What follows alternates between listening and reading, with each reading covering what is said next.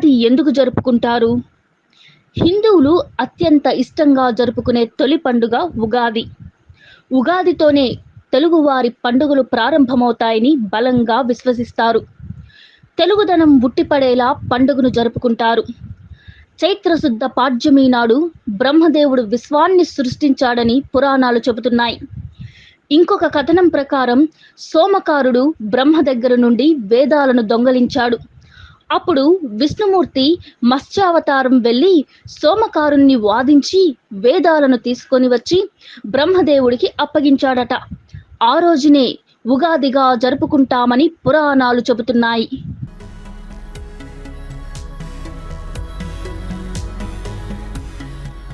ఈ రోజున